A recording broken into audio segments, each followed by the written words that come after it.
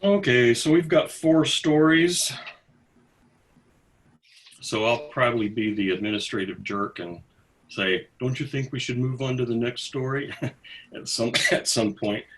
Um, so my question on the first story, the warrior and the captive, is as is often the case, it's in the very last paragraph. Where he often seems to throw this punchline at you in the last paragraph or two.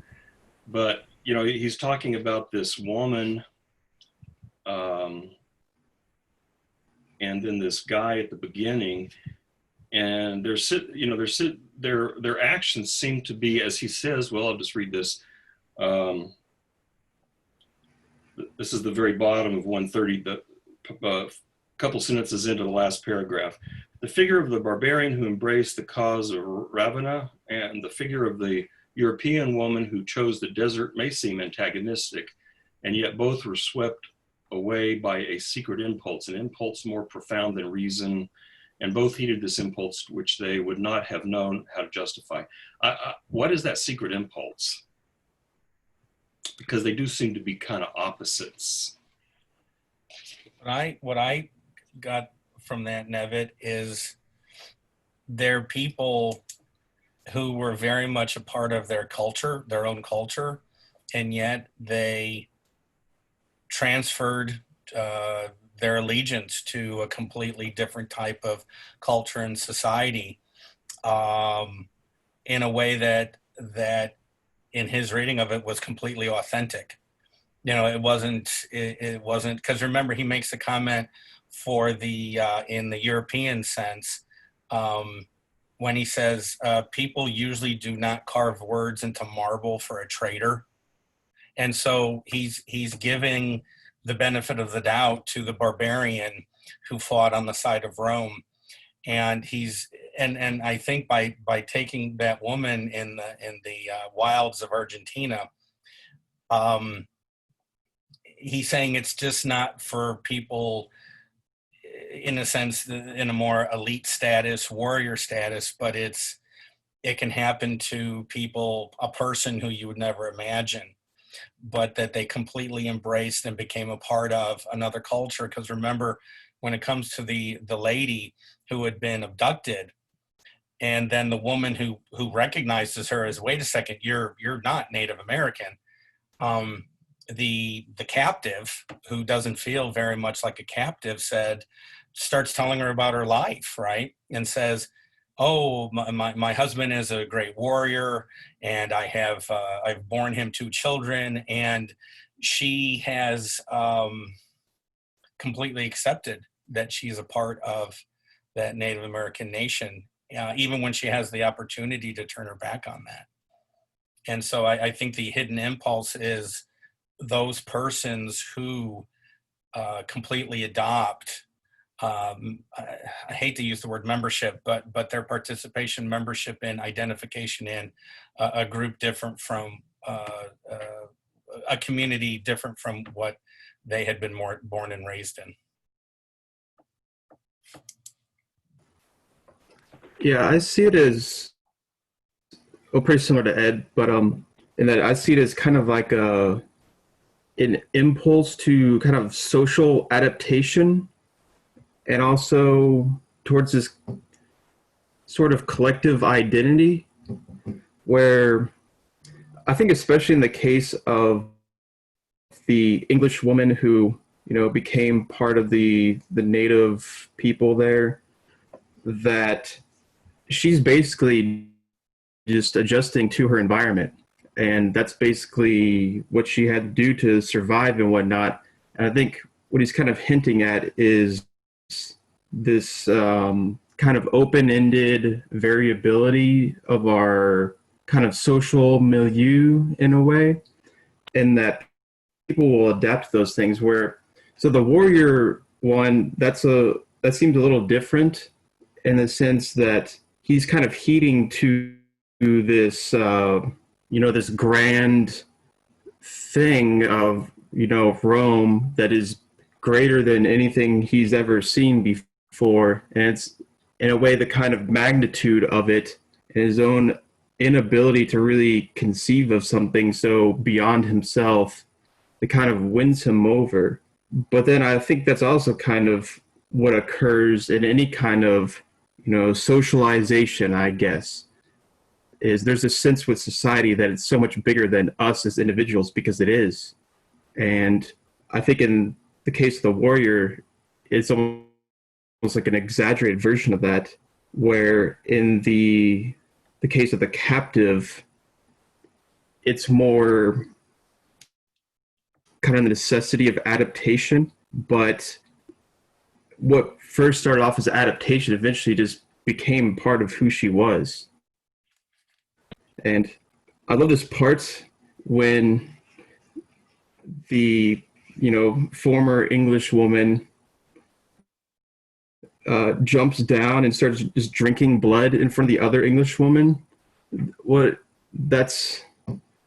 have a feeling that she was just trolling there. That she was just like, this is who I am, in a way. that part was great. Okay, so I'm with you that there is this approach on both ends towards this collective sense, this identity, and so on.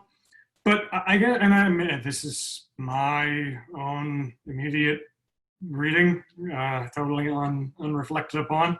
But I felt that there were multiple instances in the story that gave me this sense that the warrior, Drockloft is his name, or Drocktolft, and this English woman who became a member of an indigenous community, let's say that.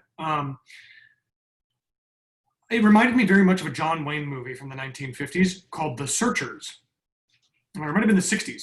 I don't know, I'm not a movie buff, but The Searchers was all about John Wayne hearing about this woman being abducted by Native Americans, by indigenous individuals, and being taken away into an indigenous community and assimilated into that indigenous community for a number of years.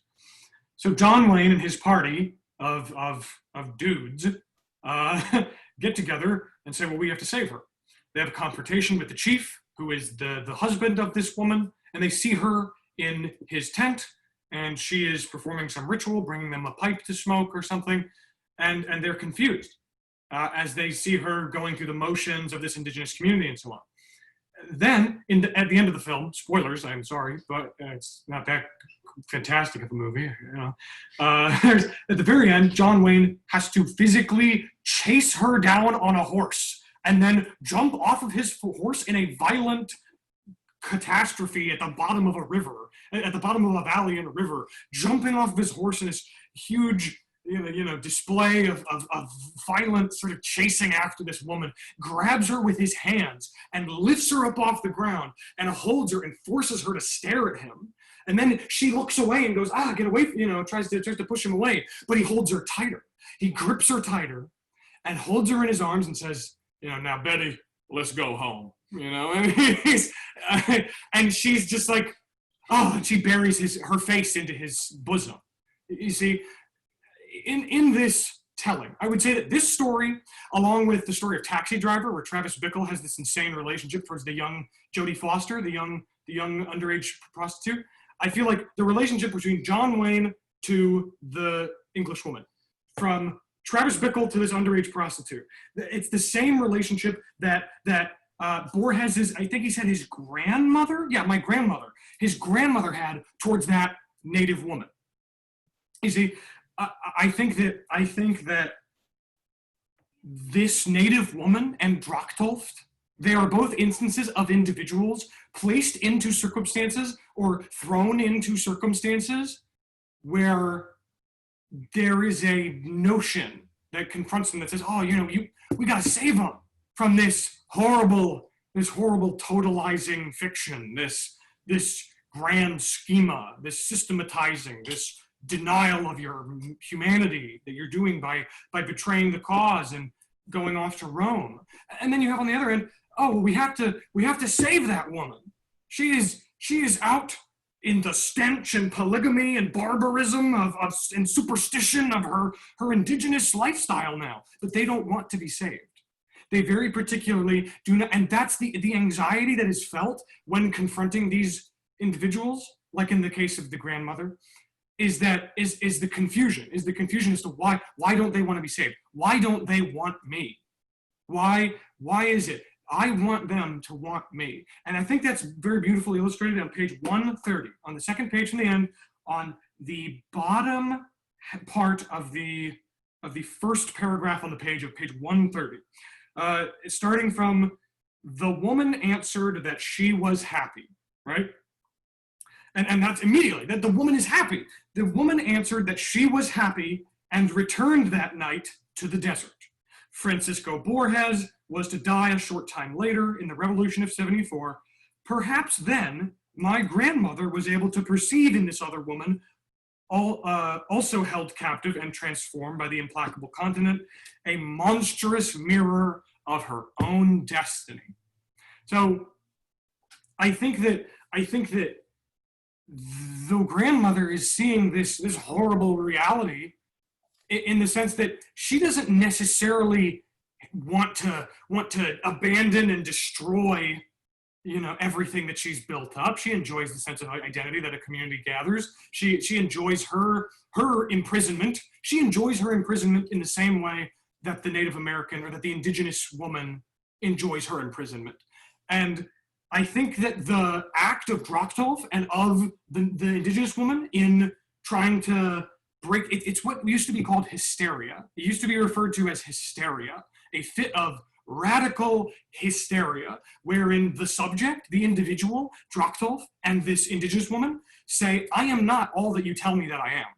It doesn't matter what container you put me into. My content will perpetually exceed its form.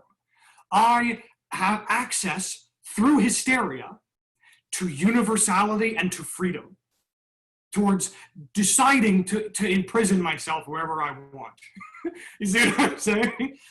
In a way, I think that is the notion that I was getting, that there is this, and that reminds me very much of the story of Christ and of the Western sort of Eurocentric ethic of universality through particularity, finding the universal within the actual. I think that's what's happening. I think that these two individuals are making grand stands about their freedom and their universality and are stuck in horrible situations because of it, where they have to kill themselves for the sake of a marble statue and get sick with cholera and engage in polygamy and whatever, superstition and stench. They take these sacrifices for the sake of universality and freedom in particular. That's what I got from this story. So is this a Sartrean Hegelian interpretation? Am I correct in making that assessment? God, I hope so. That would be great. If somebody called me that one day, that would be awesome. Wow. Well, that's just what it reminded me of, the sense of the subject exceeding kind of the, oh no, my internet. Oh no, my internet. Oh, okay, I think I'm back. Okay. Almost. Yeah, almost. Yeah, in the sense that the subject is exceeding kind of the facticity of these things and ultimately choosing essentially how the subject adapts to the environment. That sounds very Sartrean to me. And then the whole particular and the universal, that's very Hegelian, which I think that part's pretty interesting. The Sartrean thing, I think, is maybe that's a little confusing for me, I guess, because in a way I see it as she's adapting to these things, and she does ultimately choose to do this. And there is also this element of kind of these impersonal forces of circumstance and environment and whatnot that kind of goes along with ultimately her choice to adapt these things. But Yeah, it's hard to say exactly where her choice ends and where, just the circumstances that she's thrown into begin. But I definitely think it's interesting in the way that the the particulars of her story and the other one of the warrior do kind of reflect, I think, these more universal, where I don't know if I would say they're really actually universal, but these themes of how we adapt to society, how the individual and the collective society, how the individual identity and the collective identity, how this constant interplay and interpenetration is always this ongoing thing, this dialectic, I guess you could say. That's interesting. Would you say that that's like signaled by his like explicit use of the vocabulary of like impulse at the end? Because that's kind of what really stuck out to me, was just comparing the two stories and the mirror reference again. I'm just saying, and yet both were swept away by a secret impulse, an impulse more profound than reason, and both heeded this impulse. And is that what you're using to kind of show as an example of that, I guess, that choice or that coming to terms with their situation? Yeah. So I kind of see that the impulse, it's almost kind of like maybe as we're reading Bergson, at the same time, but that impulse seems almost like that's the vital impulse, that's the elan vital. And that's something that's, more universal than the way that we choose based off, these rational particular choices. Always seems to me to be a kind of this kind of face that you put onto things. It's something kind of superimposed onto these decisions that are something deeper. They're just impulses that we just act out of on a very intuitive level. And I see that more as this a kind of characteristic of life itself, to just try to adapt to its circumstances, to try to, that's what life itself is in a lot of ways. So that's the way I see that. And I think he is kind of playing around with that a lot in the sense of trying to show how reason is very much a limited thing in terms of our decisions. And really there's these forces of a secret impulse that go along also with these environmental factors of, the thrownness of our condition, of being thrown into this environment. I didn't choose to be born in Texas and, in this state with all these hillbillies or whatever. But, I'm here, so I've adapted. I say y'all, I have I make decisions a lot of times based off of things I've basically picked up from my society and whatnot. But then at the same time, I always do exceed those things on another level. But it's difficult to really show or know where they are, where one ends and where one begins, because they kind of interpenetrate all these different dimensions of the self and of society, and because we internalize society so much that it becomes who we are. And I think that's kind of what that secret impulse is. It's beyond reason. And here I think it's just interesting because, normally we would, this would be something, we're born into a society, and that society we adapt to and we live that out. But here there's this radical rupture where, in the middle of these people's lives, this occurs. And he still shows how this happens even after this person is totally, adapted to the culture they're born into, that they can still adapt to another culture that's entirely different. And even for the case of the warrior, he lived pretty much his whole life until the very end, when he was suddenly confronted with this other culture and totally just seduced by its grandeur and whatnot. So, yeah. So one thing that, oh, go ahead. I was just going to say that I think that it gives kind of both of these cultures like a certain power that they have over the individual, and the fact that when the individual tries to, you know, assert their own identity, the only way they really feel like they can do that is by joining another collective identity and kind of fighting it in that sense. So, you know, my immediate question that comes to me is how can we defy that? How can we be individuals without kind of just going to another collective identity, without just participating? And which makes me think of kind of this upcoming election, actually, you know, this idea of choosing maybe the lesser of two evils, or voting for Biden when you know that you don't like either of the candidates there. You know, you're kind of forced to be in a position where you have to choose. You have to make a side, and that's your only way of defying.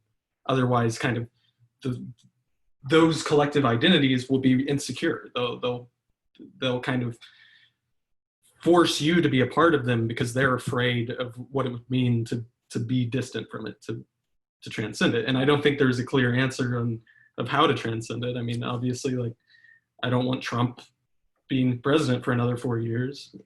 So it's like, it's just this really difficult question, I think, of transcending something or defying something without just doing the exact opposite, which in a way is the same.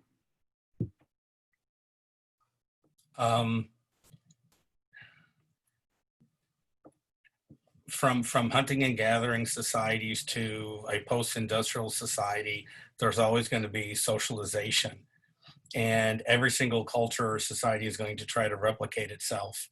And the reason why this story stays with me is that Borges could have taken, you know, the Germanic barbarian in Rome, and then could have had the second person transferring allegiance from to a equally impressive, in comparative terms, in quotation marks, impressive. But instead, he talked about this English woman now living, you know, at the edge of the world, and he does use language that is not complimentary, right? The stench and other things. But I still heard in his coupling of these two people respect. He was respecting their decision. He was trying to understand the decision. And I think by comparing the two that on the surface look so different from each other. But it seems to me, and if you'll permit me to say two other things, and I mean this very seriously, it seems to me all but impossible for any human being to be able to transcend any particular culture unless they somehow were able to be very fluent in very different languages, you know, English, Spanish, Han Chinese, Hausa, Arabic. Because it seems to me so much of how we think or what we think is really connected to the linguistic inheritance that we're given, that we're fluent in. And it seems to me that it's difficult to be an isolated, 100% autonomous individual, independent of any human group, without almost turning into a nihilist. I mean, if everything sucks and everything is less than perfect, and we see all this death and destruction and disease and incompetence and meanness, and fill in adjectives, right? Well, then to hell with all of it. And that certainly is a response that is out there that we can look towards. But anytime we act, we're going to be facing ethical or moral dilemmas, because we're going to be making choices that we have to make based on incomplete information, and also because our actions could lead to consequences we did not anticipate.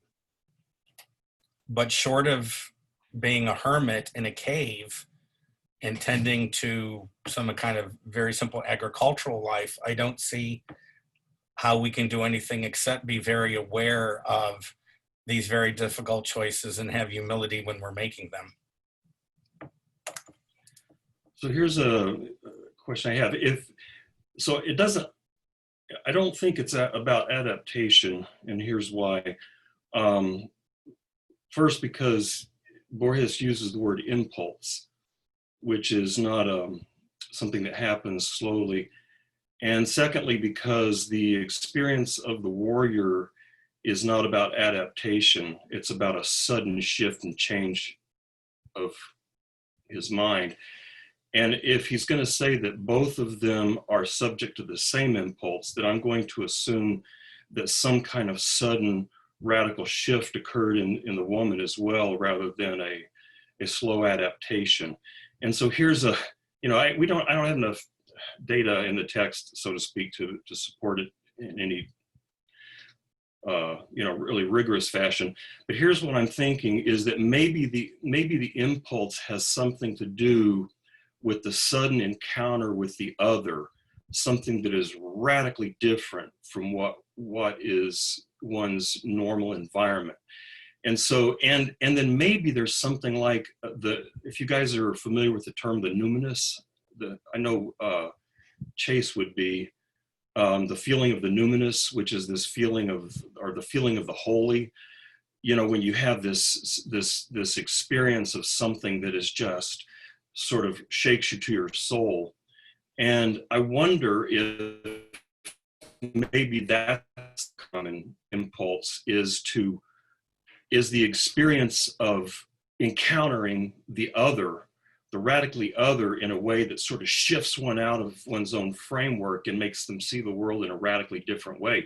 And so, for example, as Ed has pointed out, they're kind of, well, and as Borges actually says, they're kind of opposites. You get this so-called barbarian encountering experience, encountering civilization.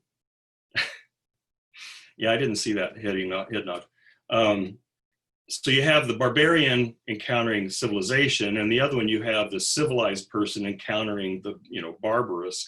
But in both cases, they're shifting, making they're by no choice of their own, they're forced into shifting into this radically different environment, and their impulse is this experience of the other. Some people, maybe the impulse would be something like terror and kill it. So, there's these stories of white women in the South who were, who accidentally ended up in a black neighborhood. And it was this very jarring experience. And their immediate reaction was, I'm going to kill this. And yet these people's experience was maybe, and I'm speculating on the woman because we don't know, but since he's drawing this parallel between the two. And so maybe what happened is this barbarian has this experience of something that is absolutely unintelligible. Well, not absolutely, but largely unintelligible. And that's something like what the experience of the numinous, is that the right word? I don't know, Chase can tell me if that's the right word. Yeah, that's the right word, numinous. That's the right word. Yeah. It's, this feeling of the floor sort of dropping out from underneath you because this is so radically different. And it could be that the English woman experienced something similar when she was thrown into this radically different culture. Now, as Ed pointed out, there's this implicit judgment on Borges's part when he talks about the stench and all that.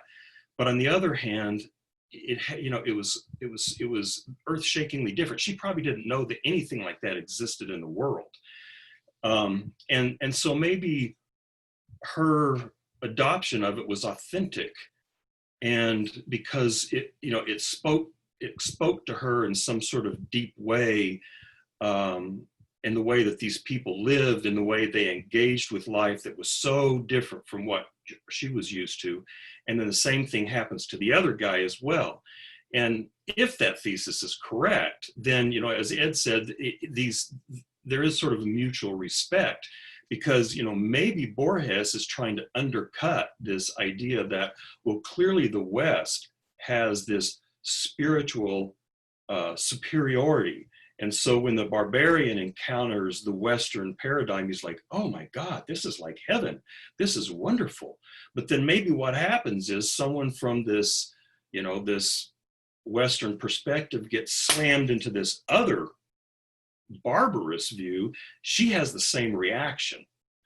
And so maybe it's a way of undercutting the so-called spiritual superiority of the West and saying that it's more about, some kind of experience of the radically other, the completely different. And, some people have said that the divine, not everybody does, but that the divine is the radically other. And maybe this experience of the radically other culture that is in some sense incomprehensible sort of jarred these people into this sort of alternate state of mind. So it looks like you're referring to the ideas of Rudolf Otto, who, his idea of the holy as, so I think he's the one also that came up with the idea of the holy other. Or maybe that's, is that Buer? I think it's Otto. But yeah, he says basically that, so the numinous is this kind of, so the numen in Rome was the presence of the divinity. And this is something that, it can't be represented. There's an aspect of it that is, the sublime in a kind of Kantian sense. It's so beyond us in terms of power and whatnot that we cannot really rationally grasp it. And so Rudolf Otto says that also that this numinous, when we encounter it in these kind of experiences of the other structure, that kind of really, this aspect of vertigo to them, where they radically decenter us from our sort of closed narrative and our rational grasp of how things work out. Yeah, Kierkegaard too, yeah. And so Otto says that, this is a mysterium, a mystery, tremendum et fascinans. It's terrifying and fascinating simultaneously. And there's constantly this kind of juxtaposition of opposites, a coincidence of opposites in a lot of what Otto says, and Jung also says this too, that there is kind of what is terrifying about it is also what's fascinating about it, in that, and what is terrifying is this kind of otherness to it, but that's also what stimulates this fascination that is ultimately a kind of a sort of seduction. And I think there is that impulse is definitely to want to kind of join with that in a way. I think you even see it in a Hegelian sense that, their own identity in a way, when confronted by this other, almost has to try to devour that other structure, but it can't. It can only kind of attempt to sublate that, but ultimately there's something beyond even that capacity. But yeah, I think that reading of it is very interesting. I didn't even I didn't fully grasp that at the beginning of reading this, but now that I see that, it's I like that. I guess I'm just like I agree with you on that sort of Hegelian notion of the identity trying to sublate and so on. It's present for sure, but I think I might be Kierkegaard. It's really funny that you bring up Kierkegaard, because I was thinking, Kierkegaard would be a really good point to bring up in a second here once I'm through my spiel. Then you've already got me. So I think, and this I think is if you want to get into like a Hegelian reading, and this is just through the Gadamer that I've been reading recently, but I think that Hegelian reading maybe has colored my understanding of what they mean when they say an impulse. Okay, so basically, I think that, Chase, you make a very, very good point when you say that the other operates not only as a thing which terrifies, but which seduces, right?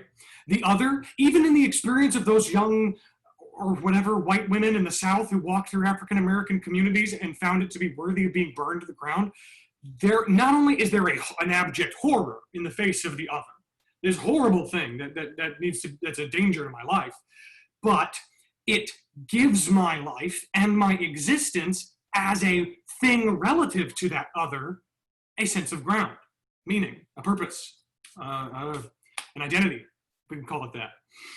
And I think it's for this reason, and for a very long, complex argument that I do not totally understand, but Lacan makes the argument that the other doesn't exist. That the other, fundamentally, there is fundamentally no other to listen to us, to confide in. There is no other as we imagine it, as we jump into the fantasy. And I think that the other that he's describing is just like what you're describing, Chase, as this thing that we see as being there, as like, oh, it's a different culture. Those guys are just radically, wholly, entirely, down to their last atom, other than me. They are a different thing than I am. And because of that difference, they are filled with metaphysical and almost theological properties, you know, as this collective, as this. That's fair. But to be serious, I think that if we can bear in mind this idea that perhaps the other might be this thing which the individual confronted by the other, the individual as he's confronted by the other, the individual participates in the production of the other to some extent. If we can at least agree on that, then we can go further and say that and this is where I bring the word impulse in. I think that there, and this is a Hegelian thing. I believe, or at least currently, I'm toiling over the ideas, and I hazard saying that I am ready to believe in the idea of a sort of materialist Platonism, that within empirical, actual reality, within the particular, there are universal ideas. There are universalities, and there are things that are worth dying for, right? The secret impulse beyond more profound than reason. I think that, for example, freedom is an idea that has existed and persists in 1,000 different forms, but nevertheless persists from Plato to the French Revolution, even through Stalinism, and even in the journey that Drockloft takes to the city, and or that he sees in the city. He sees this freedom, and what this English woman sees in this indigenous community is this freedom. I think that these things like freedom and honor, a warrior's honor, and whatever, things like that are an impulse. You could define it, and I forget who I'm quoting here. I think it might be this guy named Varoufakis. I don't know if you guys have ever heard of Varoufakis. He's this modern thinker who describes these things as an impulse co-substantial with our social being, in the sense that as soon as society is produced, there is a sort of communist dream that's attached to it for freedom in some sense. Ever since the Mesopotamian Fertile Crescent, basically, there was this the radical other. Well, okay. I'll give you an example. Yes, I have a perfect example of how that. Okay, so for the recording, Nevitt just asked me through text if I could say more about how the radical other establishes my identity, and I've got a perfect example. There was this movie called, I think it was The Encounter. It was this 1940s flick. It was basically regarded as something of like a chick flick at the time. It was this. I saw this film where a woman, the name and the particularities in the like he says in the story, the proper names don't really matter. The story is such that a woman goes to a train station. She's ready to see the love of her life. See ya. She's ready to meet up with the man she loves, and they are going to have a brief moment in the train station, moments before he has to take a train and leave forever. She gets to talk to him and they get to admit their feelings and go ooey gooey and lovey-dovey and have their love live forever in this beautiful thing. That's, if only you didn't have to leave in a train, whatever.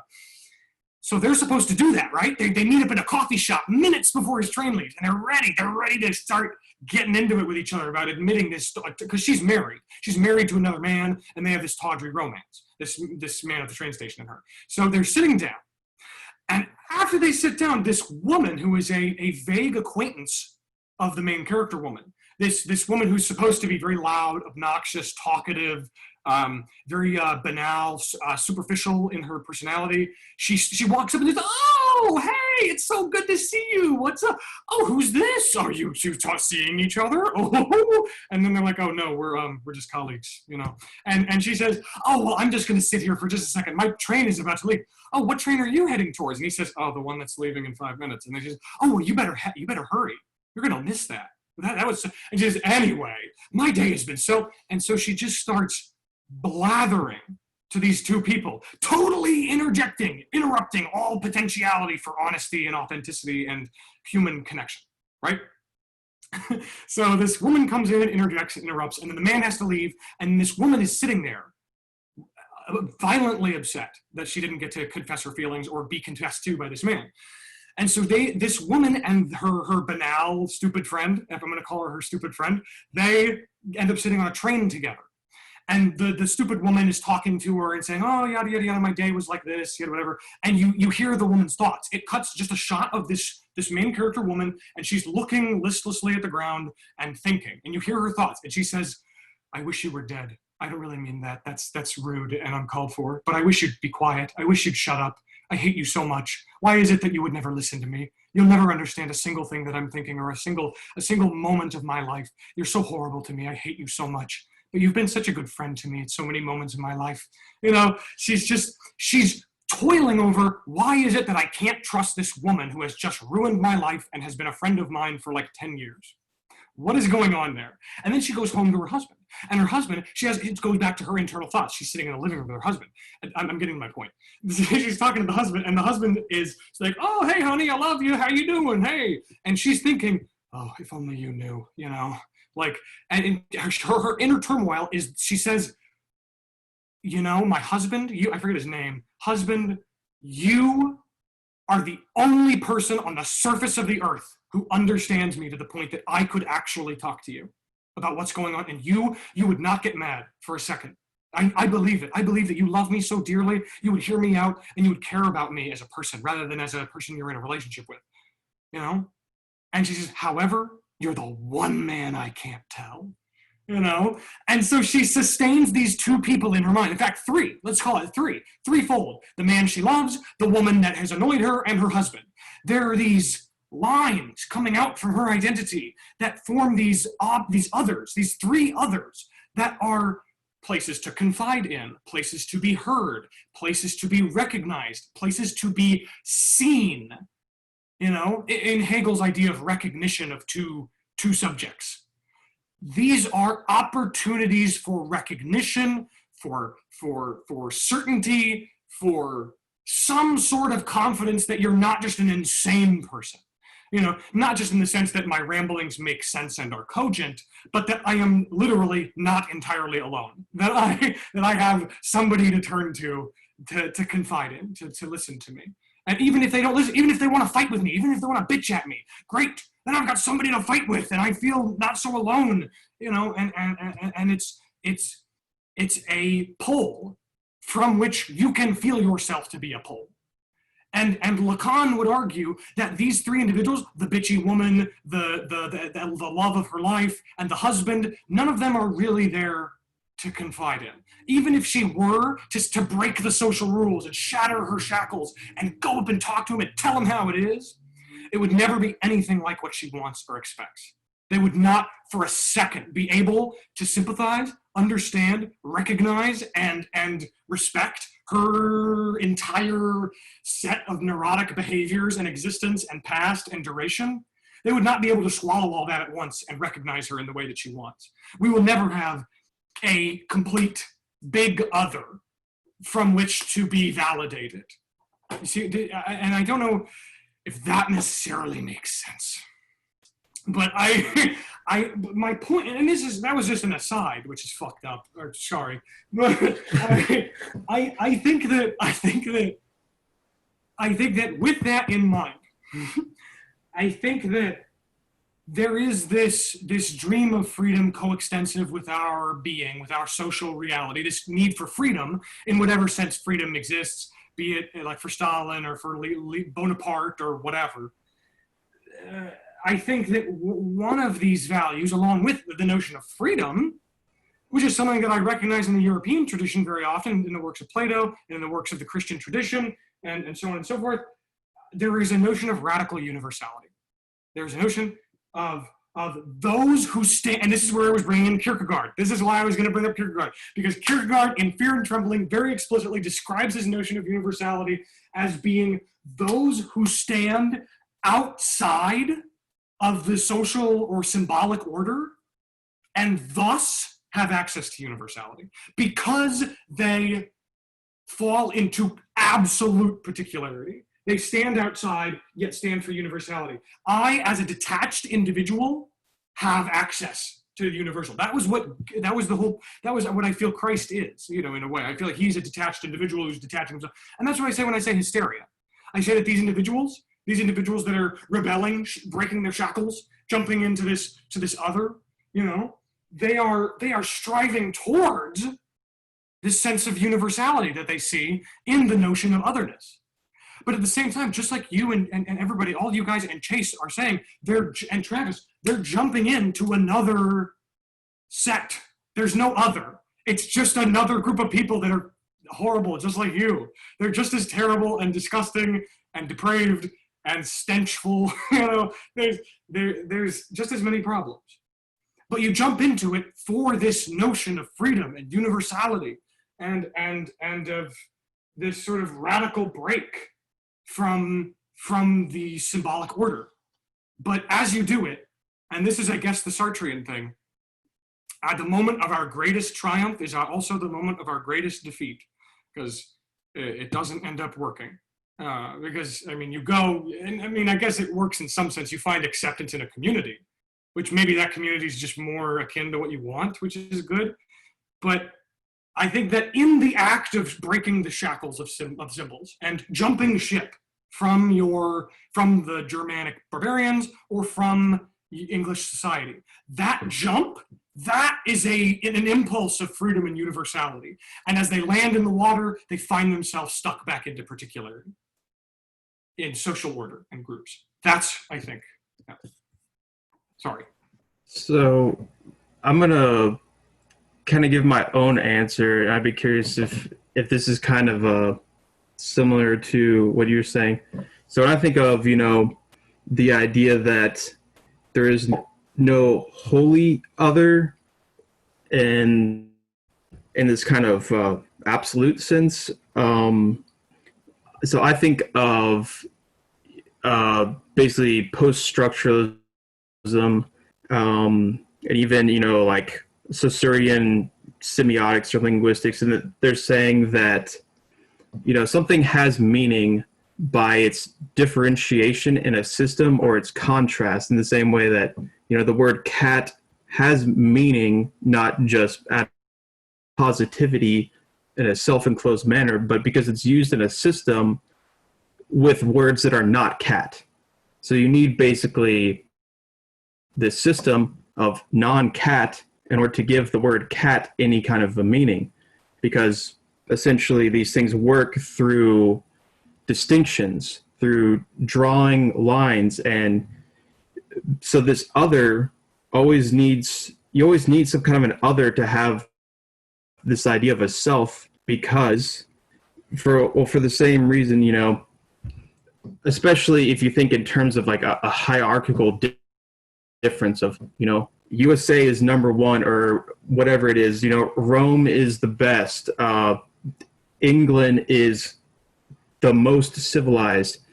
A lot of these ideas these people have of their identity, especially their cultural identity, is going to be also similar to the way that, you know, language works in a system, and that they have to contrast these others.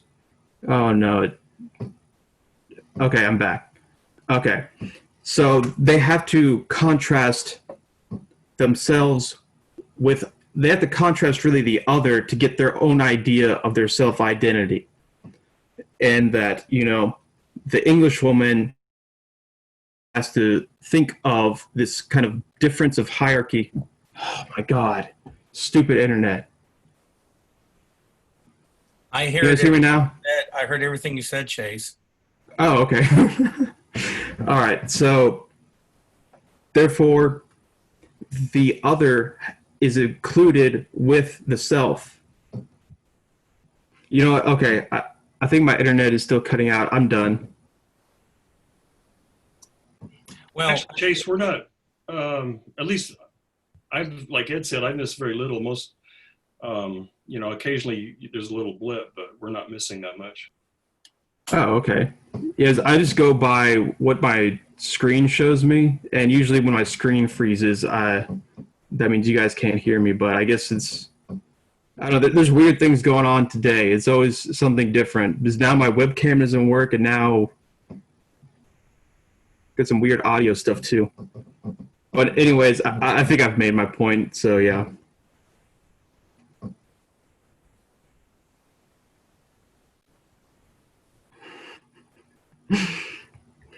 Nice. Should we talk about Emma's, whatever her name is, Emma Zunz? I want to say Zunz. Yeah. She's like a Microsoft's abortive music player, I think, right? Zunz. I had a little hard time figuring out what the point here was. The closest I could come is something about how her motive, the action remained the same, but the motive shifted or something. But anyway, I'm happy for anyone to jump in here.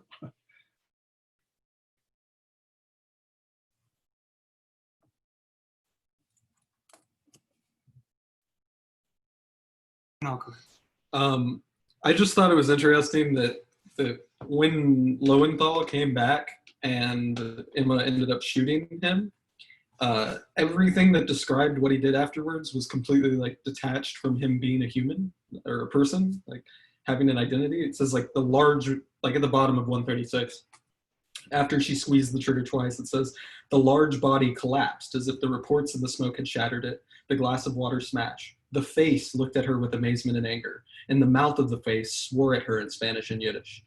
And so basically, like, none of those things are kind of describing Lowenthal as a person at that point. He's just this body and a face and a mouth, and they're just kind of like acting at her without really. I just get the sense that at this point she barely even conceives him as a person, and sees him more as a means of accomplishing kind of a feeling within herself.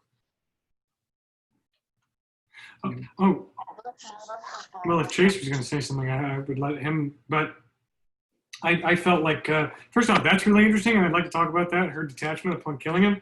But I also found it interesting on that same page on 136, and this is just funny because it reminded me of our conversation about The Sound of Music recently. But at the top of the page, they're describing Lowenthal, and they say, oh, he was very religious.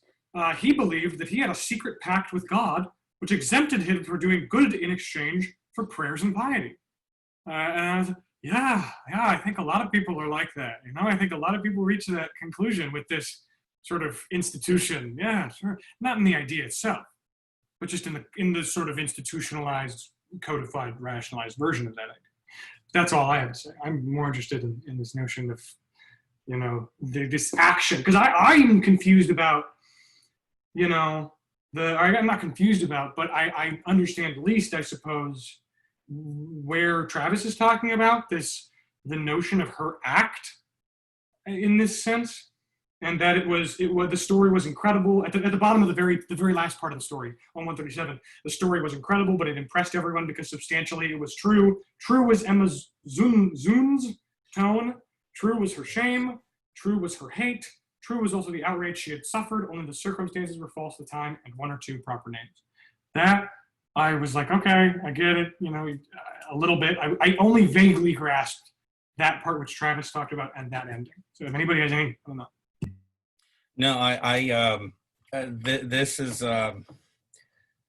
this is an odd Borges story. In a way, I mean, in some ways you can call it a return to realism.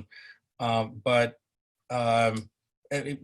remember when we talked about Death and the Compass? I said that the last paragraph of Emma reminded me of the first paragraph of Death and the Compass, because in that story, I think maybe he's a little sarcastic. When remember, it is true that Eric Lönnrot failed to prevent the last murder, but that he foresaw it is indisputable. Neither did he guess the identity, but he did succeed in divining the secret morphology. And so he's and there it's I don't know, it just has a completely different tone than this last paragraph of Emma. And I do think Travis is correct. And Borges is in that very long paragraph when Lowenthal returns, when Travis said, the large body collapsed. I mean, it makes it the equivalent of the glass of water. Think of the structure there. The large body collapsed, the glass of water smashed. I mean, that's almost poetic. The face looked at her, the mouth of the face swore at her. I mean, there's a real pattern there that is remarkable. And I do think it goes back to, I'm trying to find it in the story. And it's in some ways connected to the older sailor who she has sex with, because she says, the man, a Swede or Finn, did not speak Spanish. He was a tool for Emma, as she was for him, but she served him for pleasure, whereas he served her for justice, right? So it's the dehumanization of that unnamed sailor who, who she gave herself to. And so I see Lowenthal as an instrument, as a means by which Emma could achieve justice. And look at the paragraph right before the one that starts with Lowenthal coming back. She says, ever since the morning before she had managed herself wielding the firm revolver, forcing the wretched creature to confess his wretched guilt and exposing the daring stratagem which would permit the justice of God to triumph over human justice, right? So he's a tool and she's an instrument to enforce or to make present the justice of God. And I mean, that's it. It's, to me, it's very scary. She is so certain. She is so certain of the purity, of the justice of her actions, that she does view what she's going to do in a way to permit the justice of God to triumph over human justice. See, and then look at that, not out of fear, but because of being an instrument of justice, she did not want to be punished. And I don't think he's being sarcastic there at all. So this is I when I read a couple years ago, I read this short story again, and that last paragraph just really hit me, because true was Emma's tone, true was her shame, true was her hate, true also was the outrage.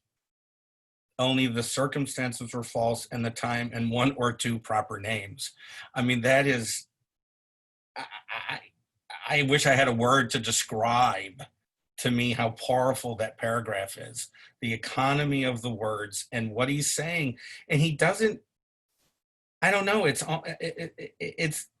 like he's not judging, right? It seems to me he has a detachment of Emma's actions and her motives that is remarkable. That's what I wanted to share. So looking at the two, it seems to me two sort of motives in her life. One has to do with vengeance on Lowenthal, but the other one is her, I've forgotten exactly how he put it, her, I don't know if it's the horror of men or her disgust with men, something like that. And so what I'm beginning to wonder is if Borges is commenting on the inscrutability of our motives, so that she tells herself that her motive for killing this guy is vengeance on her father, but maybe in a deeper sense, it's vengeance on all men. And maybe that's part of the reason for some of this depersonalization, is that, you know, these men are just sort of tools to take vengeance on men. And so, but maybe that's not even completely clear to her. And so that's why I'm wondering if, you know, maybe there's some commentary here on like what, you know, I think I'm doing this because of this, and I have this story I've told, and I've got this plan, and it's all justified, you know, as Ed has pointed out, it's all justified in these external terms, like this man has done these terrible things and he deserves justice and I am the instrument of justice.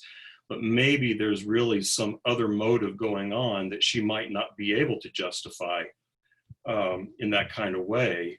And since she can't justify it internally, she structs this plausible story. Yeah, I definitely see her as like kind of, in a way, having this problem within herself, like an inability to kind of like maybe, you know, I did find the part, it says in April she would be 19 years old, but men inspired in her still an almost pathological fear. And yeah, so it makes it feel like it's this personal problem that she is kind of equating to this much larger thing so that she can accept herself doing this horrible act of violence, you know, which I see as a lot of kind of people like wanting to act violently and then using God or using some bigger kind of message to convince themselves that that's okay and live with themselves after they do it. Yeah, so I see that. Before I just I think that this is a good example of like the notion of the other, you know, in the sense that I think of when I think of Emma Zunz, I think of Stalin kind of immediately, because I see she sees herself, or not maybe she doesn't see herself, but from the text it comes across as though she or her, like she is framed as an instrument of God, as Ed pointed out. Ed is the one who brought this to the forefront of my attention, that she's like this instrument of God. And everybody knows that when Stalin finished a speech, you know, when Hitler finished a speech, he would stand and go, "Oh yes, thank you, thank you." And then if Stalin finished a speech, he would stand up and start clapping with everybody, like, "Yeah, that's great stuff I just said." You know, we're all really good tools of the inevitable movement of history, aren't we?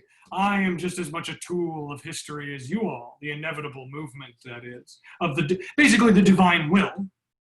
All right, and in the same way that Judaism or that Nazism uses Judaism as a sort of big other, the Stalinist regime used the people as a big other in the other side of the court, where it's like, we don't have to attack the other, but we have the people as this. I'll do anything for them. I'll do anything to stop them. I do anything for them. You know, and I think that here, it's reducing Lowenthal down to, when it's dehumanizing, it's reducing Lowenthal and these men down to objects because she's an agent of God, and nothing is sacred in the path of God's will, or in the inevitable movement of history, in the immutable will of Emma Zunz. I don't know, but I think that, yeah, she sees, it's sort of like she's this instrument from which anything can be justified. You know, as long as she does two things that I see a lot of in a lot, which is seeing yourself as an instrument of God, and then seeing whoever you're opposed to as being something other than a person. Those are the two warning signs of hardcore, I would say, I don't want to say fascism, rudeness. Real rude dudes tend to have those two. I actually have something else to say, if I could. But I also find it interesting that both her and the man are both mourning a death. And there's this passage at the bottom of 132 when it talks about her kind of mourning her father, who in the old happy days was Emmanuel Zunz. And it says, over and over again, it says she remembered. She remembered summer vacations at a little farm near Gualeguay. She tried to remember her mother. She remembered the little house at Lannis, which had been auctioned off. She remembered the yellow lozenges of a window. She remembered the warrant for arrest, the ignominy. She remembered the poison pen letters with the newspaper accounts of the cashier's embezzlement. She remembered, but this she never forgot, that her father on the last night had Lowenthal had sworn to her that the thief was Lowenthal. And I think that that's really interesting because I think she's basically processing her memory of her father and all of these things she remembers, but the thing that she never forgot was this violent kind of thing that at the forefront of her memory is something that she can change, something that she can do something about. And so it's this mourning, it's this trying to accept it and then focusing on one aspect and trying to change it, trying to make it different, try to control kind of her memory of it rather than forgetting it and moving on and accepting it. And then obviously, like, I mean, it kind of just barely says it, but the guy, apparently his wife or someone had died. And so he was mourning as well. And yet kind of instantly Emma's not recognizing him as a person, you know, who's mourning, maybe dealing with his own kind of problems and has made mistakes or whatever, you know. It's just kind of this instant, like, no, my mourning is more important than yours because it is this instrument of God that I've created in my mind. So. Yeah, you said that's something she could actually do something about. If her real motive is just to punish men for being such terrible creatures, then, I mean, she can't really do anything about that either, but she could kill this guy. And so, and one reason I think that maybe her motive, is the top of 135, after she's had sex with this guy, she thought she was unable not to think that her father had done to her mother the hideous thing that was being done to her now. And so that's why I wonder, but like you said, she couldn't, like, she can't exterminate men from the planet, she can kill this one guy. And maybe maybe part of the depersonalization is because then he becomes a Hegelian universal for all men or something like that. A finite expression of the infinite terminating itself through further expression of itself. That would be how you would say him dying. Yeah. He died. Yes, that's how you express the term "he died" in Hegelian terms. Yeah. So since we've got 35 minutes, I'm sorry to be this way, but if no one has anything more to say about that, then we could talk about Asterion. Don't worry. I didn't really I don't have some grand thing to say about this story, but I just want to get it tattooed on the backs of my eyelids. I loved this story. These 3 pages, wow, incredible, absolutely stunning, and I related to it. I am Asterion. It was absolutely nuts. Just really, really loved it. The only note that I wrote the whole time was, he's a Minotaur. I figured it out in the middle of the story. I'm like, oh, I got it. That's what I liked about it, is that he's a Minotaur man. That's cool. I never figured it out to that last paragraph, which I'm a little embarrassed about. But I was very close to that last line. It was when he started talking about bulls. I was like, wait a damn second.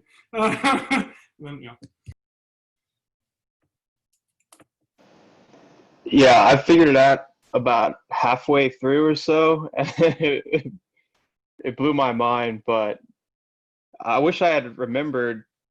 Well, actually, I don't know. I kind of wish I had not figured it out until the very end. But so the Minotaur in the myth is actually, his name is Asterion. So I think if someone knew the myth well enough, they could have just figured it out just from the title alone. I'm glad that wasn't me, because yeah, it was a good M. Night Shyamalan twist.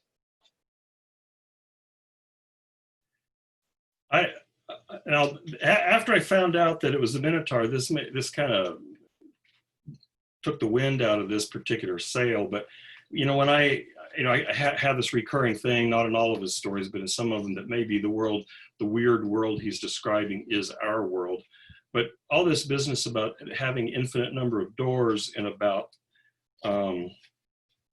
this place is the world, and anybody can kind of come and go at will, and it's this mysterious, confusing kind of a place. I begin to wonder if and I don't know what exactly kind of commentary, but if this is again a metaphorical way of talking about aspects of our lives. That my life is a kind of labyrinth that I don't understand. I don't exactly know how I got here. I'm having a really hard time navigating it. Weird people like you guys just kind of come in and then you go out. And anyway, that's kind of what I was wondering. Yeah, I wanted to. Oh, go ahead, Chase. Oh, sorry. So, just real quick, I would say that I think it's definitely interesting to kind of read this as another kind of inversion of that self-other sort of dichotomy, where the Minotaur is seen as this, it's the inhuman human, kind of this therianthropic, half man, half bull, but he's kind of inverting that by the way that he gives this a kind of first person story, and that this Minotaur is thinking and whatnot. And I think that gives a sense of that he wants you to kind of identify with it to some degree. Can you guys still hear me? My internet's cutting out. Okay. Yeah. Well, yeah, that was my point. I wanted to ask you all the thing that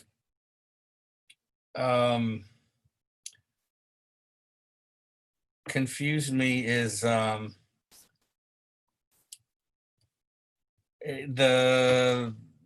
just call it the second to the last paragraph. Technically, there's two little paragraphs at the very end.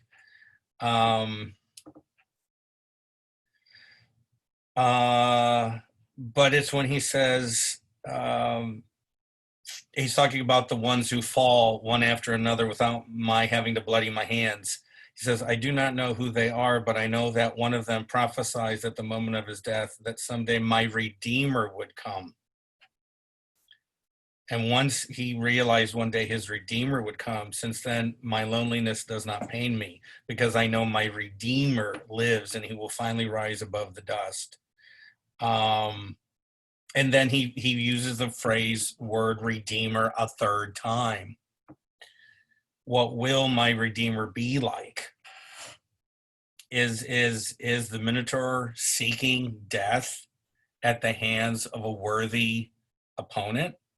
I just thought that the word Redeemer I didn't understand how that worked with ancient Greek mythology or in terms of this story. Because remember what Theseus says, would you believe it? The Minotaur scarcely defended himself. So it was like the Minotaur wanted things to end, but he wanted it to end with a particular type of person. But anyway, if anybody has any thoughts on that, on those things I mentioned. Yeah, actually, the two things that come to mind. First off, I don't know if he fights the 9 men, because he says, like, I don't have to raise my hands. I don't have to put my hands on them. They just fall, and then they tell me that I have a Redeemer, which is cool. So I'm uncertain, and I could be swayed either way as to whether or not he's like fighting these 9 men every 9 years, or if they're just like this cult that worships him or sacrifices him. I don't know, but I think that I'm reminded of this line in Deutsches Requiem, the next story that we read, which reminded me of last week's seminar. But we'll get to that later. There is a part in it at the very end of Deutsches Requiem on the page 146 where he says in italics, "I am pleased with defeat because secretly I know I am guilty, and only punishment can redeem me. I thought I am pleased with defeat because it is an end, and I am very tired.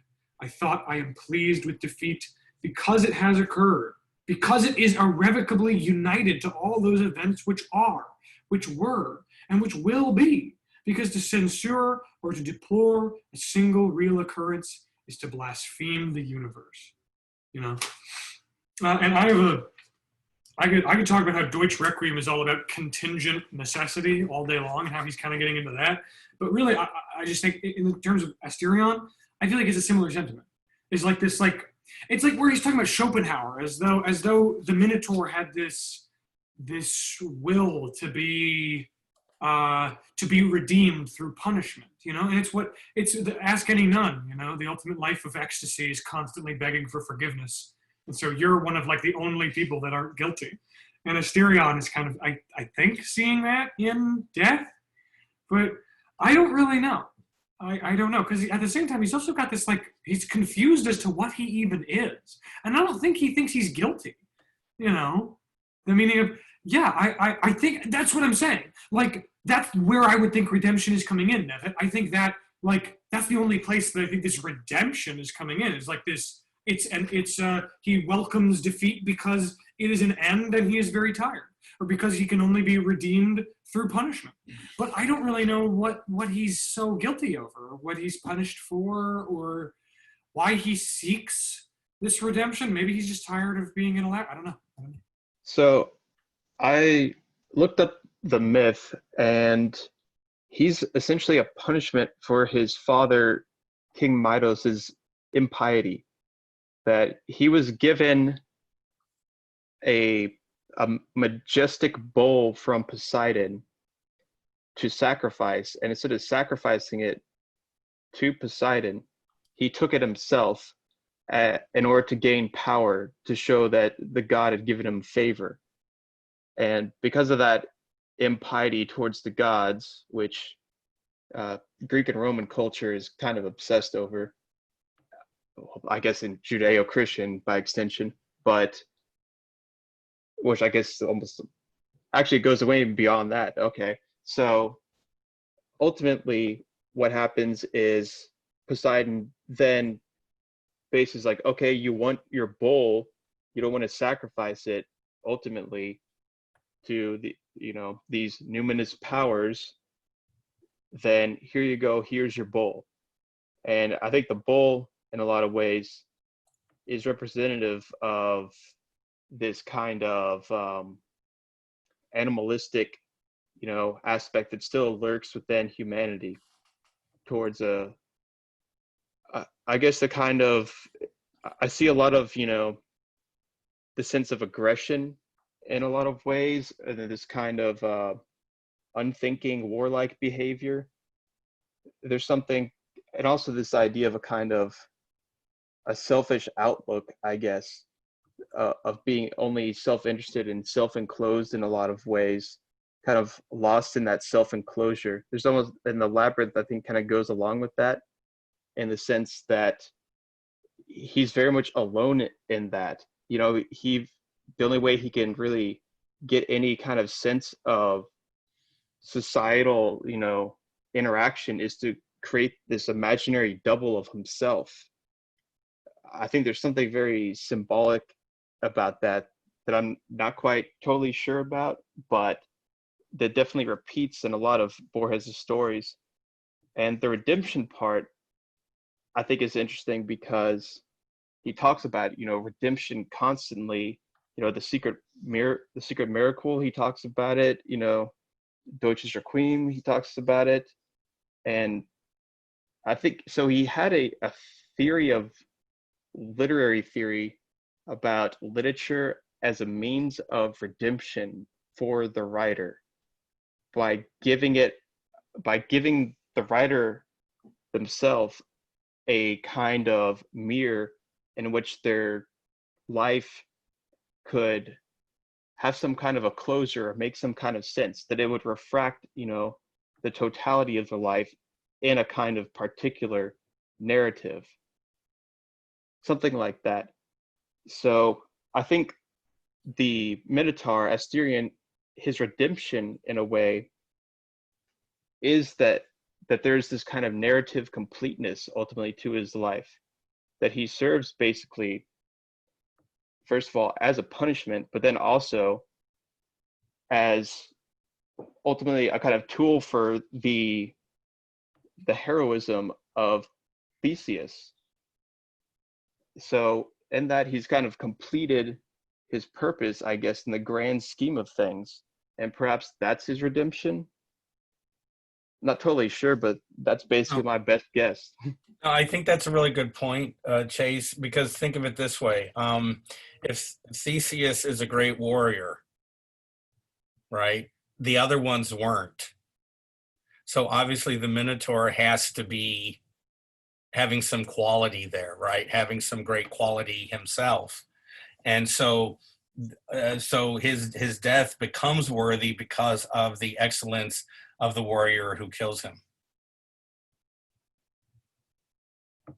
I'm still struggling with the word redemption, though. And maybe it's because maybe I have an overly Christianized conception of the word, because I grew up Southern Baptist. But redemption makes me think that someone's done something wrong and they need to redeem themselves. And the notion of punishment as redemption in the next story makes sense in that regard. But I don't know, maybe I just answered my own question. Is it that the Minotaur, he's been doing terrible things and that he deserves death, and that his death is the redemption for the, because I only looked up one version of the story, which might be incorrect, but the version I read said that they had to sacrifice, Athens, I think, had to sacrifice these children to the thing, and presumably he's eating them. And so maybe that's why he needs redemption. Anyway, I'm just wondering, why does he need redemption? And I'm still not sure what they mean by redemption. I have a question for you, Nevitt, because I don't know anything about Greek mythology or this bull. I'm looking at his Wikipedia page and kind of going like, wow, right now. But the 9 children. So we have reason to believe that these 9 may be children. And now you said that he's eating them. Do you think that he's eating them? Because I thought he was like, their bodies just become decorative in the courtyard. Did you think he eats them? Maybe that's a sin in some way? Yeah, I don't know the myth well either. I'm just going on what I read on the interwebs, which is always correct. But maybe Borges is referring either more correct than I am, or maybe he's referring to a different version of the myth. I don't know. Well, yeah, I guess my interpretation was that he didn't do anything necessarily wrong, and even if he is eating these children, he clearly doesn't have any conception of what that means. And the people in the society are sending him children to be eaten, like he doesn't know. It seems that he's kind of this naive perspective of like, I'm being thrown into this situation. My father did something terrible and children are being sent to me to be eaten. I have no idea what's going on. And so it's not that he did anything wrong necessarily, but that the circumstances that he was put into by his family, by the people around him, he has to deal with them. He has to accept them and make a choice, essentially, to be redeemed, to reconcile that and make sense of it. And so I don't know. I don't understand how that redemption takes place, but I can understand the concept of wanting redemption, even though you've not necessarily done anything wrong. You just want to feel like you have meaning, or feel as if you've done something to fight against these circumstances that you see as weird or strange. Well, Travis, tie that in, and Hunter's already mentioned it, the Deutsches Requiem, the idea of people want their life to have meaning. If you're a German Nazi, it's 1945. You're on the losing end. It's obvious. Well, does that mean being a German Nazi whose leg is amputated, you're a cosmic loser? And he works through different explanations. And what does he say at the end? No, he has a deeper insight. I mean, he is the most Nazi of the Nazis because he's separating his Nazism from being a German nationalist. And so he says at the end, the second half of the second to the last paragraph, many things will have to be destroyed in order to construct the new order. Now we know that Germany also was one of those things. We have given more than our lives. We have sacrificed the destiny of our beloved fatherland. I rejoice in the fact that our destiny completes its circle and is perfect. An inexorable epoch is spreading over the world. We forged it. We who are already its victim. What matters if England is the hammer and we are the anvil? So as long as violence reigns and not servile Christian timidity. If victory and justice and happiness are not for Germany, let them be for all other nations. Let heaven exist, even though our dwelling place is hell. He's saying we were right. Might makes right. If might makes right, then the Allies defeating us have to be right. And maybe this terrible war we're showing just really how people are. And he doesn't even reference Hiroshima. But, you know, look at the end of World War II that started over Germany's invasion of Poland, ends with 2 pillars of fire incinerating populations of whole cities. And so for me, he's being scaringly very true to the Nazi idea of the importance of war and violence and might makes right. And it's scary that someone, and I know Borges is not a Nazi, but it's interesting to me that Borges is in a sense taking that very important components of Nazism to their logical conclusion, separating those from German nationalism.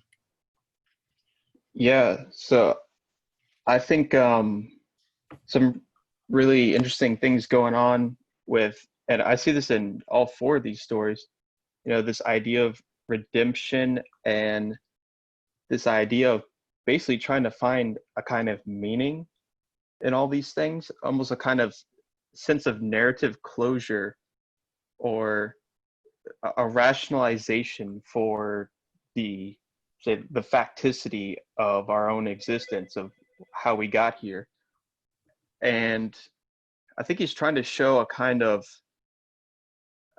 inherent kind of incompleteness to those rationalizations and whatnot. And especially in this last story, Deutsches Requiem, if I'm pronouncing that correctly, whatever. So I see that as very much showing the danger of that. So one way this kind of makes me think of it is, has anyone here seen the movie Hereditary? Okay, so anyways, I'm not gonna spoil anything, but the way I kind of see that movie is that it's about how your family, your environment, all these things kind of conspire to give you this environment that you have to adapt to, you know, your culture and all these things. They kind of construct this narrative arc for you, and then you have to kind of play it out. And I see that with the Minotaur, in the sense that, you know, ultimately, you know, the sins of the father, his father basically helped construct this, and even like literally that the culture constructed this labyrinth for him, and he's trying to find meaning in this structure of ultimately something that was done not by him but by his culture, by his father, and all these forces to kind of supersede him, yet compose ultimately his life. And then this redemption is a kind of sense of ultimately closure to that, where these things are, come to a singularity and an end ultimately. And I see that in Deutsches Requiem, he does the same thing in a sense where it's all about, the rationalization, the idea, the concept of the meaning of this. And this is very much, he's of course the ultimate Hegelian. And I think part of the problem here, so I'm just saying that about Hegel because I just think it's funny. I actually kind of like Hegel, but anyways, don't tell any Deleuzians I said that. So I see what he's kind of his problem here, I guess, is that he's looking at everything from the point of view of kind of like the end of history, and has this teleological idea of this absolute, redemption of meaning that has to be fulfilled. And because of that, I think it gives him this kind of sense that the ends justify the means, because he's so much into this end, this rationalization, this new epic of history and the people and whatnot that will redeem all these things. But in a lot of ways, he's also so much a result of his culture and the force of the society that he was born into and his ancestors and everything. He talks about, his ancestors are part of these cycles of basically what I would call trauma. And they're passing on this trauma and this kind of mold. And in a lot of ways, I think this is kind of what he's getting at, that, these sedimentations of history and society are basically thrown at us as we're living. And then what do we do with that? I think he's showing here that there's a kind of inauthenticity to kind of taking that and not seeing that there's some other way of going about that. Because ultimately that's what this guy does, is he fully kind of embraces that. And he's a world historical figure, really, in a lot of ways. And also, I think what's interesting about it is that, so a lot of the kind of intellectual philosophical stuff he talks about, Schopenhauer, Nietzsche, Spengler, Borges himself was a fan of all those people. And there's a kind of inversion of Borges himself as a Germanophile here, so that you could see that it's not so much down to, I guess, the content of that philosophy there, but how it was interpreted in that culture. And, you can especially see this, of course, with Nietzsche, in the way that his ideas were interpreted by the Nazis later on. And, well, I think we could go astray by talking too much about that. But anyways, I think the idea is that it's not so much the content, because Borges himself liked those ideas. He liked Schopenhauer and all these things. And he's showing that how it doesn't really matter the content necessarily, but it's ultimately how it's kind of used and constructed by the society. His danger was basically this inauthentic kind of,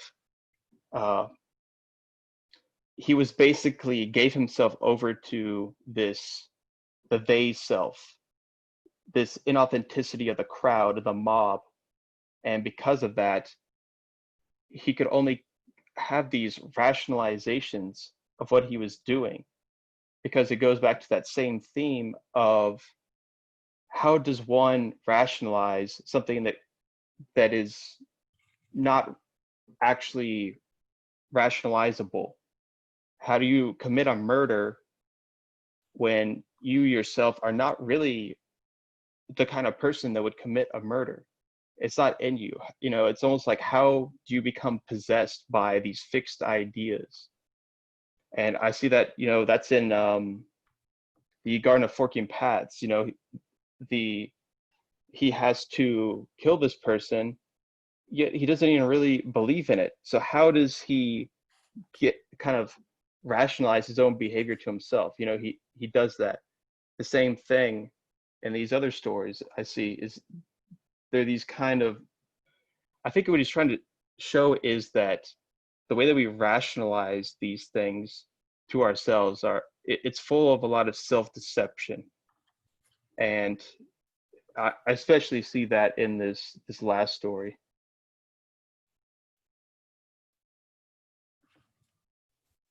Yeah, I see. I mean, maybe I'm just repeating what the three of you guys have already said, or four of you guys, but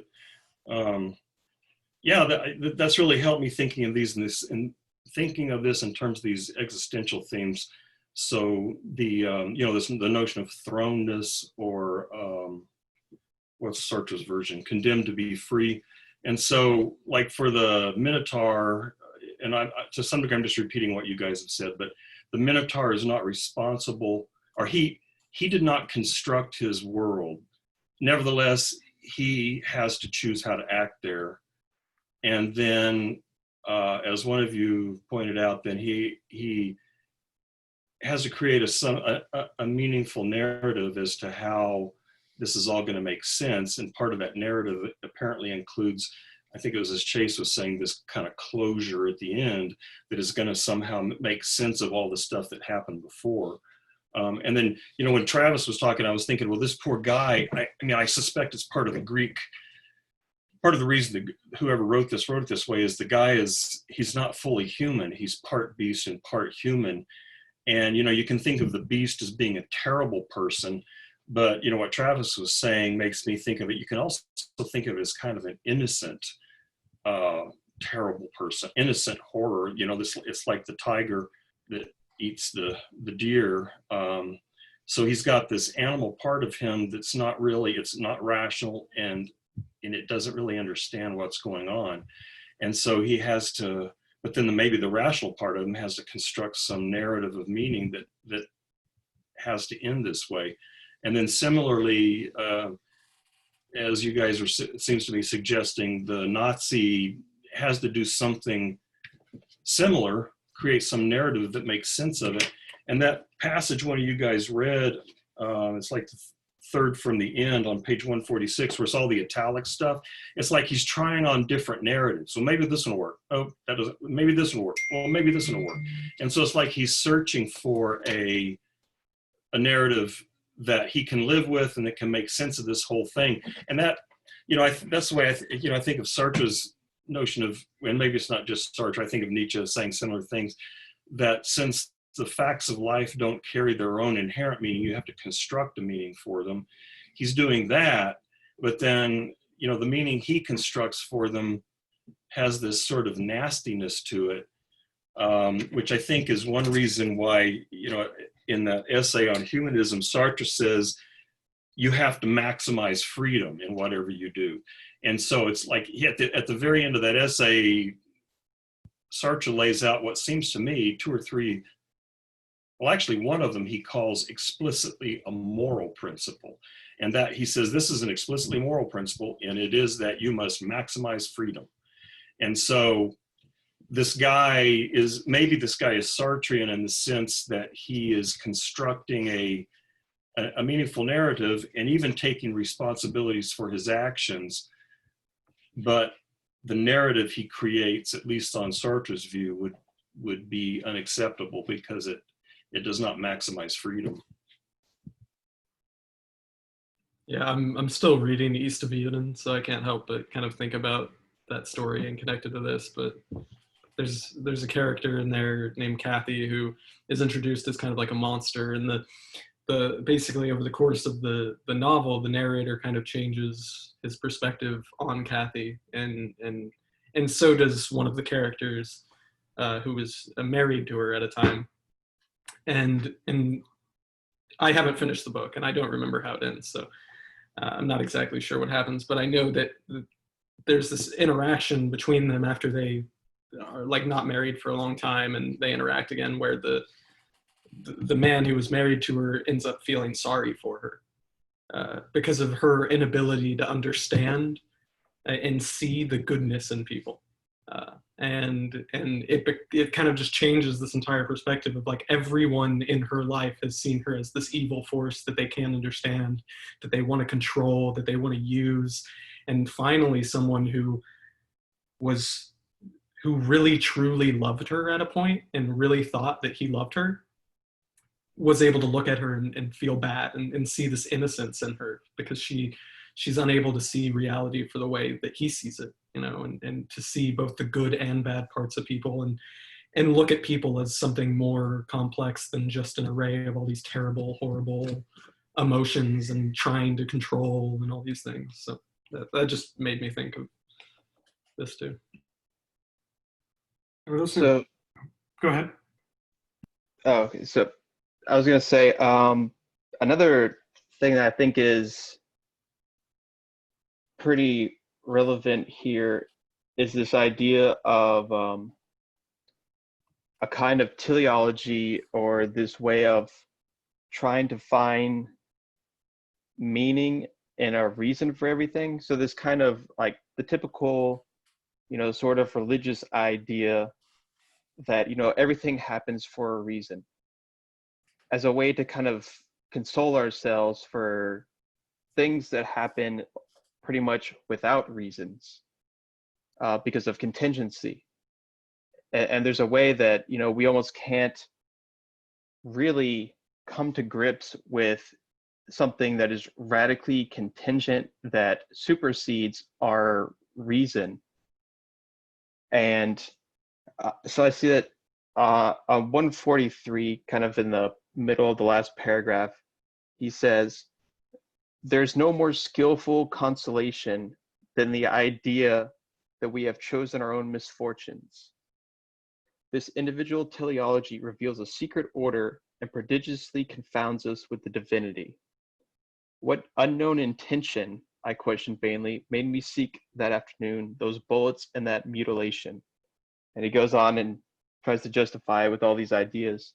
So I think there he's pointing out this gap between this desire for having this rational closure, this nice little teleological goal for everything, and that's the way that our mind works, at least our intellect, and then the way that the world really is, which is not necessarily something that's going to make sense. But it's interesting that this is very much is true, that it does offer a kind of consolation to think that, you know, maybe I'm just God on some level and I've chosen these things, but my lower self is just not aware of it.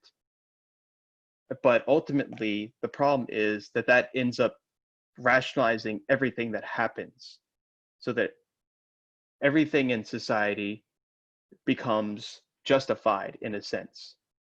And I think that's the danger that he's pointing out.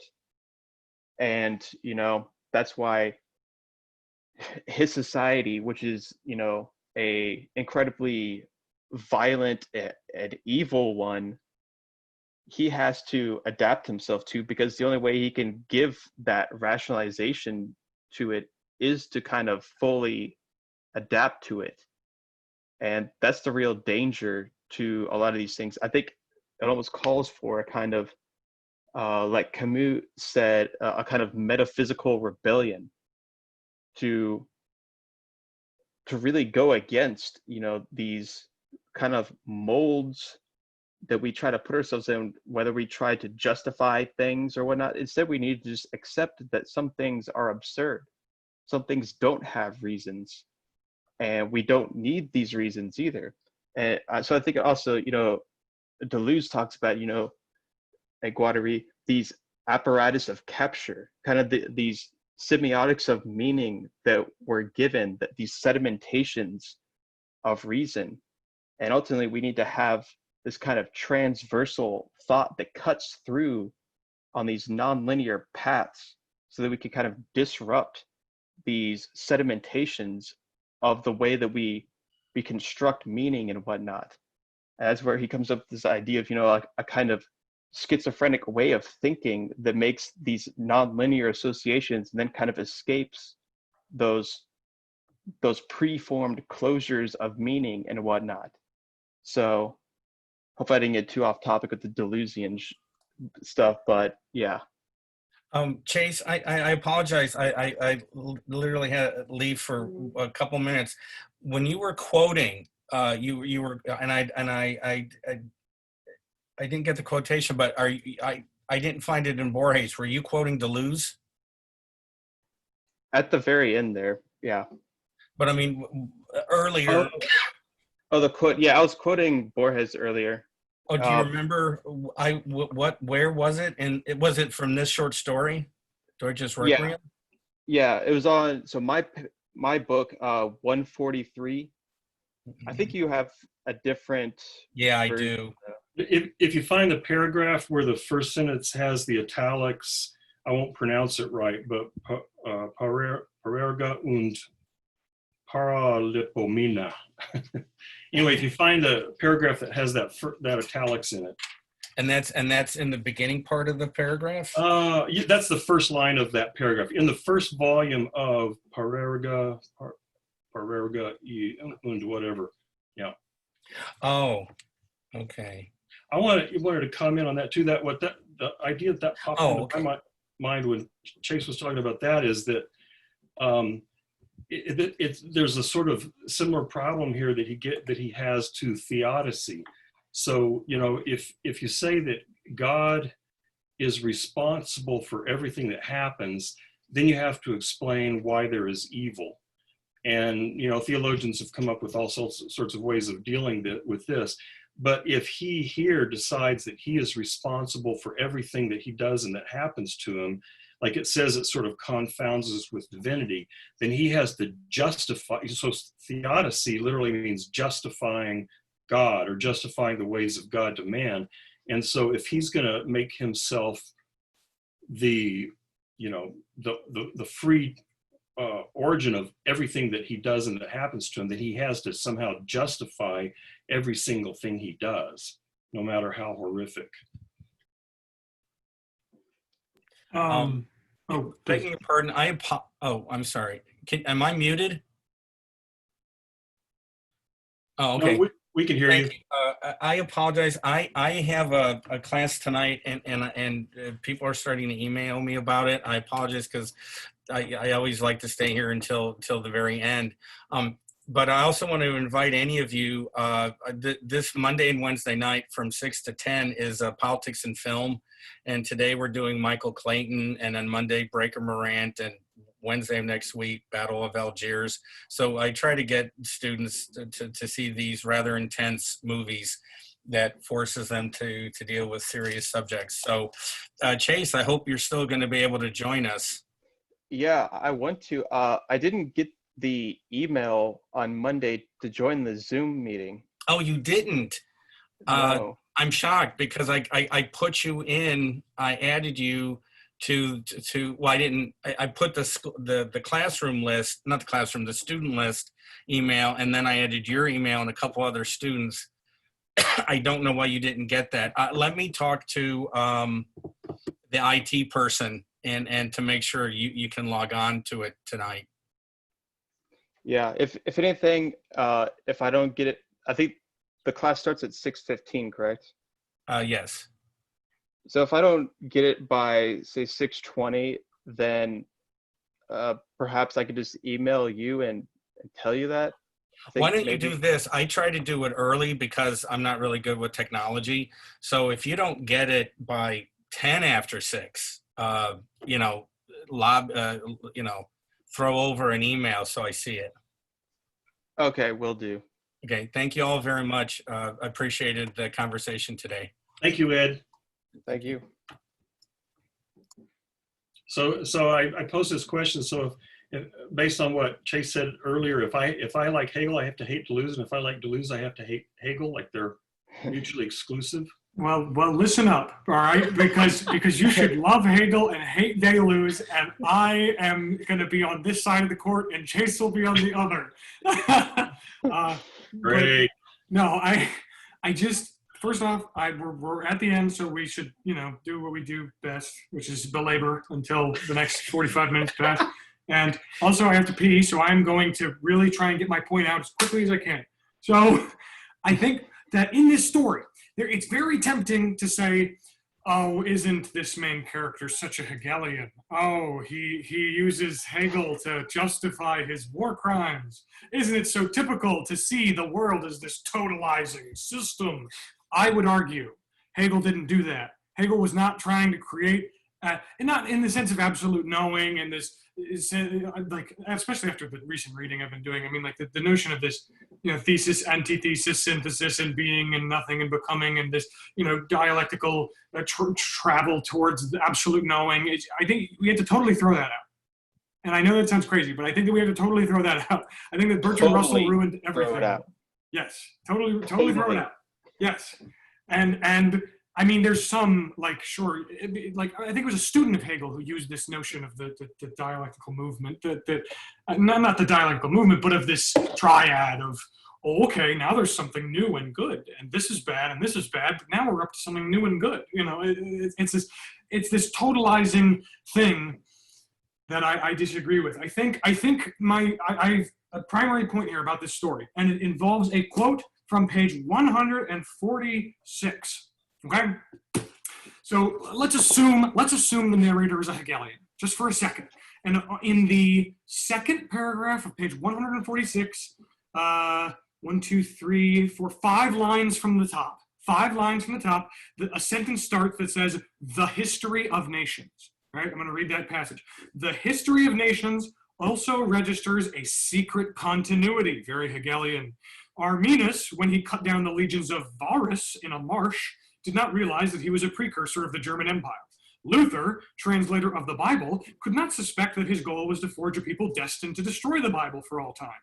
Christoph Zerlind, killed by a Russian bullet in 1758, was in some way preparing the victories of 1914. That fits very well into this notion that reality is everything is necessary, everything is excusable, there's no room for laws anymore or punishment because everything is predetermined and we're all just acting as in the way that the dialectic is telling us to.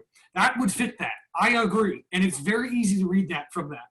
However, and I'm not saying anybody's reading that from this conversation, but that for the 3 people that are ever going to watch this, or like, it would be very easy to take that from the story, that he is this Hegelian, and Hegelians are conservative and bad. But I very much believe, and I would argue here, I will die on this hill, that if that is the case, this gentleman, the narrator of the story, is a bad Hegelian. He is performing a bad dialectic. And in fact, it is Hegel, in his, and you can read about this in Gadamer's essay, Hegel and the Dialectic of the Ancient Philosophers, where he talks about subjectivity versus substance. Hegel is arguing in favor of freedom.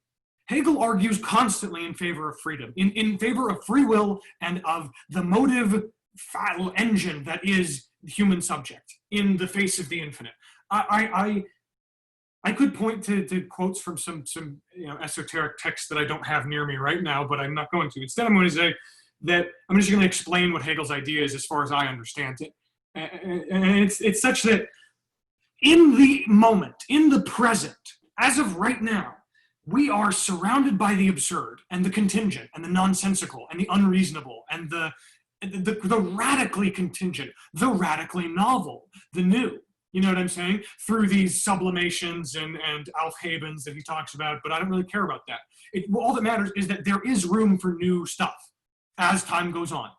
And the way that he argues that there is this, it might seem crazy, there's this logical necessity to everything, but he argues that radical contingent immediate experience and logical necessity of all things can exist at the exact same time. And the way that he does that is based on a sort of definition of necessity that he uses. It's such that contingent events can occur.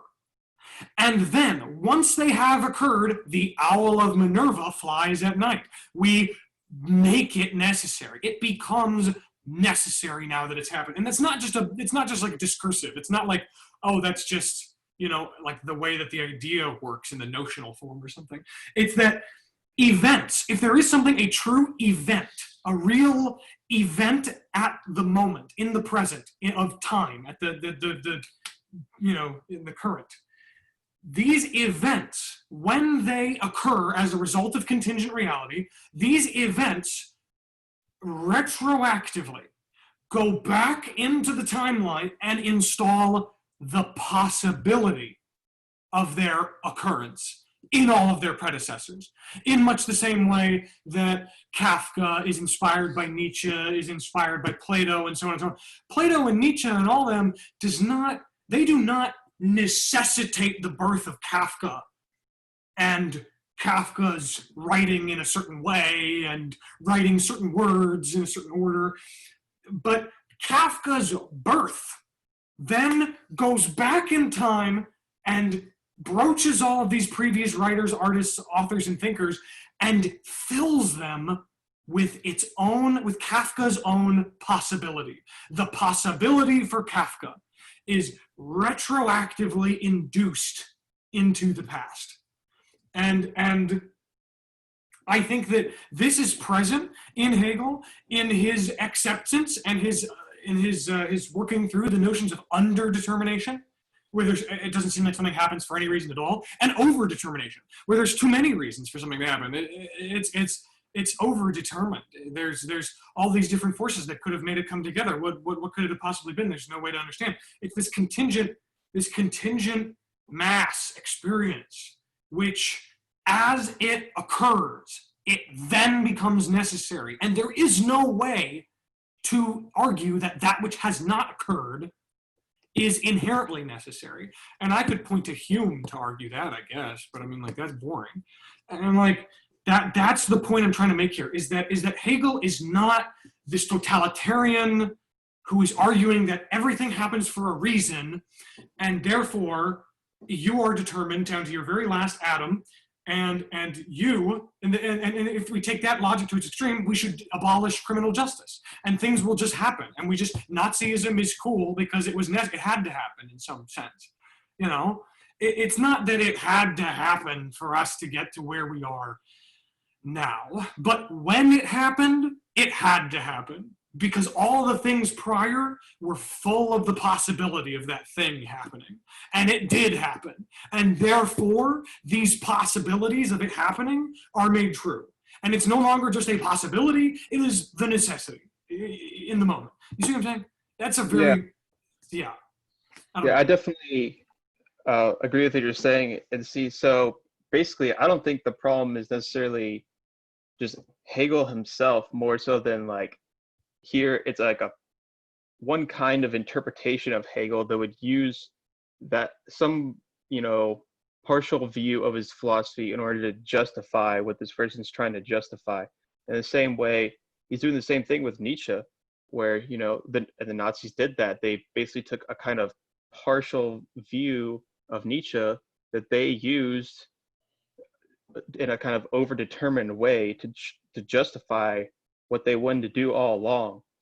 And I also see that there's some interesting also so I think it's more kind of the problem is that people come along after a thinker and usually misuse a lot of that thinker's ideas. The problem Jesus was like a pretty cool dude, but Christians, I don't know, some of them could be better.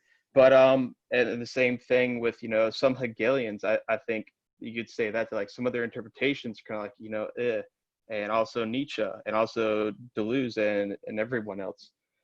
And here I think one of the crucial things. So also in this paragraph, one of the things that's really interesting that I think goes along with your reading that there is actually a kind of almost like a sedimentation of freedom going on here, that he wants to show that ultimately like this is being done to ourselves in a lot of ways. It's kind of like what he talks about in the Theologians, where this person persecutes this seemingly other person that turns out to be themselves.